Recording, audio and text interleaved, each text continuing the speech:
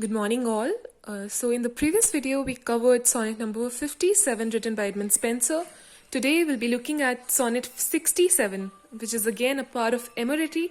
So, this collection of sonnets, Emeriti, it means little loves, and these sonnets are addressed to Spenser's beloved Elizabeth Boyle, whom he got married to later in his life. So, let's look at the poem. Then I'll give you background to Spenser, as in how he differs from other Petrarchan sonneteers and how he follows Petrarch in the true sense. Then I'll explain the sonnet line by line. So let's begin.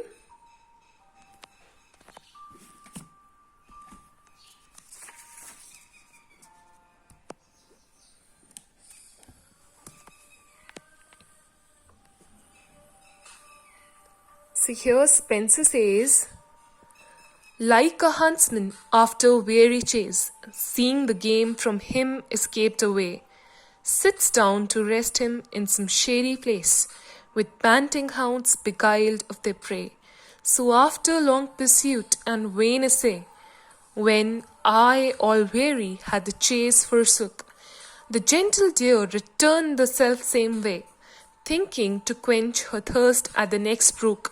There she, beholding me with a milder look, sought not to fly, but fearless still did bide, till I in hand her yet half trembling look took, and with her own goodwill her firmly tied. Strange thing we seem to see a beast so wild, so goodly one with her own will beguiled. So here Spenser is like a huntsman and his beloved. He's chasing her, he's literally hunting her down, and he gives up. And later on in the sonnet, the beloved, she returns with her own will. So we'll look at the sonnet later. First, let's understand how Emeriti works, as in how it's different from other sonnets. So Emeriti was unsuccessful because in this collection, Spenser deviated from the norm that was followed, norm of Shakespeare, Sidney, Wyatt, Drayton, and other sonneters. So others follow Petrarchism, whereas you see Spenser deviates from the Petrarchan tradition. But in this deviation, when Spenser deviates from Petrarchan tradition, he is more of a Petrarch than other Petrarchans. Because Petrarch belonged to 14th century, which is the Middle Ages, and he was known for his flexibility, or his sonnets were unstable, they were transformable, which is opposed to the ideal character held by the Middle Ages, which was stability, which is something static. So Petrarchan poets are known for their instability, for their discontinuity, and literally too, like within the sonnets, there is a turn, there is a shift. For instance, there are octaves, then we have sestets. So as I told you earlier in the previous video, octaves as in 8 lines, and then we have the last 6 lines. In English sonnets, this is one quatrain plus another quatrain. Then comes another quatrain and a couplet. Whereas in Petrarchan sonnets, we have an octave and sestet.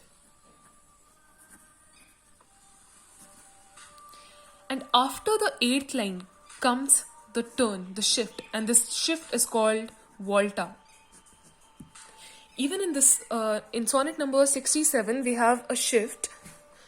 So initially, Spenser says that like a huntsman after weary chase. So he's hunting her down, but he has to give up because he's all weary, and so he forsook his chase, which also reminds us of the previous sonnet where he says, which I no longer can endure. So earlier he was a warrior, the beloved was a warrior, and now she has turned into his chase. He's running after her like a huntsman.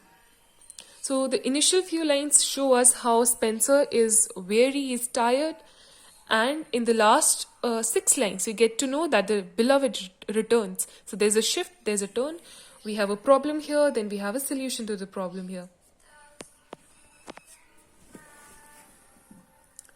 So there's another way in which he follows Petrarch. So Petrarch was known for his oxymorons, the contradictions that he uses in his sonnets.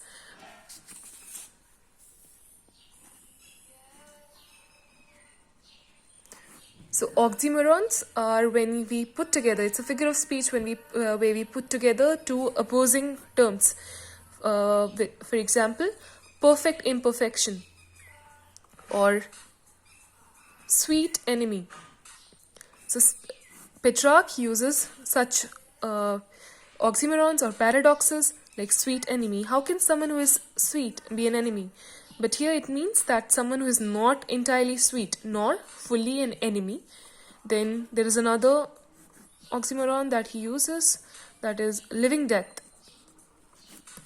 When you are not dead, but at the same time you are something less than living.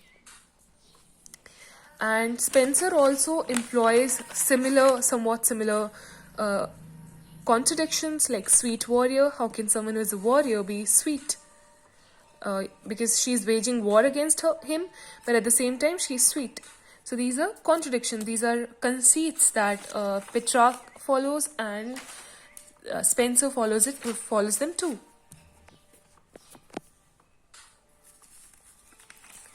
Now let's look at the sonnet. So this collection, Emeriti,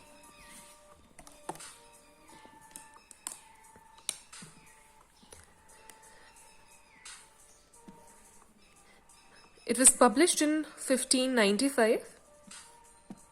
It has 89 sonnets in it.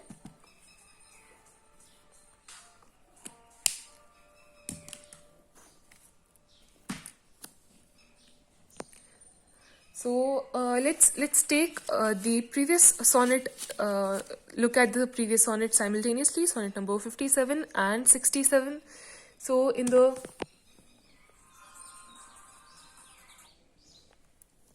previous sonnet, we see she is a sweet warrior, and now he's become a huntsman. So this image, war image, is evoked in the previous sonnet. War and love are equated. So you fall in love, you lose your heart. To win and love, lose. You win heart, you lose your heart. And here he evokes the idea of a huntsman chasing someone. So beloved is like an animal. She is a deer, she is a gentle deer, and he's literally hunting her. He's hunting her down like a huntsman. So he goes on to say, like a huntsman after weary chase, seeing the game from him escaped away. Now he's weary, he's tired because he's been running after her for long, as we could see in the previous sonnet as well. He says, which I no longer can endure to sue, because he is tired. He's been trying since very long. Then he goes on to say, seeing the game from him escaped away.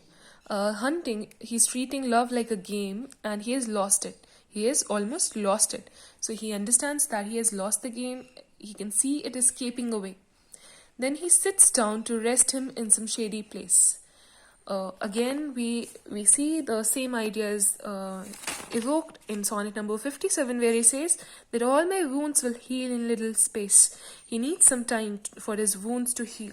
And even here, he needs rest, he needs time, he needs to sit down to rest because he's so tired. Then here he's like a huntsman and she's a deer. He gives up after a difficult chase, and all goes in vain. So he says, with panting hounds beguiled of their prey, so after long pursuit in vain essay.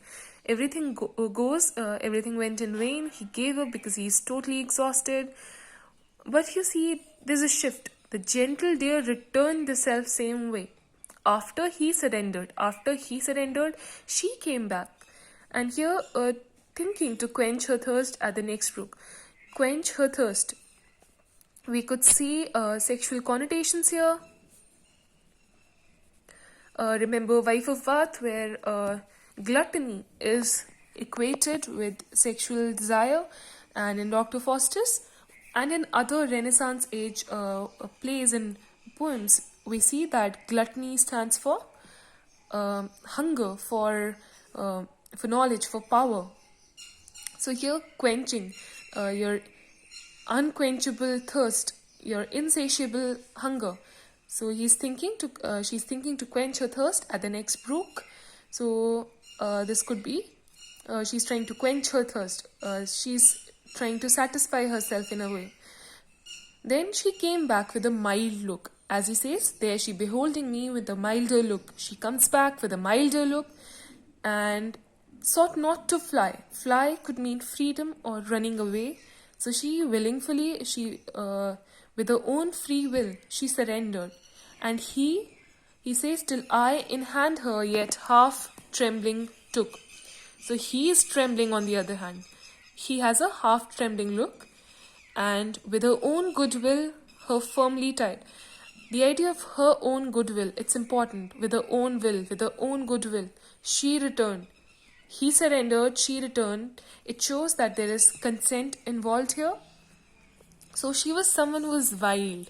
So he says, strange thing, we seemed to see a beast so wild. She was someone who was wild, but now she has been tamed. From wild, she's someone who turned tame from being wild. Now let's look at the huntsman image again, the huntsman and deer. So this concept has been borrowed by Spenser from Petrarch. So Petrarch wrote this collection of sonnets.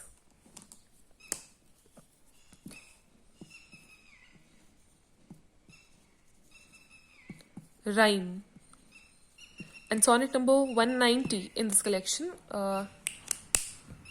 is somewhat similar to Spenser's Like a Huntsman.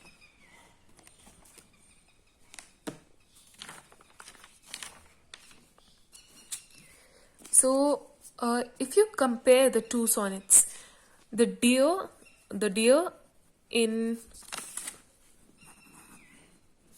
Petrarch is visionary, whereas here it's material. He's literally chasing her here, and he gets to physically tie her. So this is the deer in Petrarch is visionary, but here we have a material deer. We have a real deer. So young lady here is like a deer who willingly allows herself to be captured. And in the octave, he describes how she's captured. And in the sestet, he imagines what it is to be with her.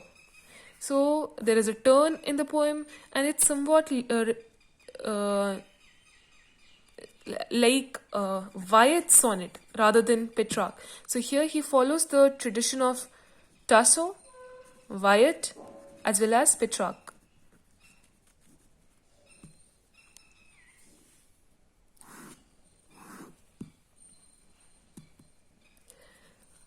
We'll cover other aspect like the deer imagery in detail in the next video. Let's cover this. Let's stop for now.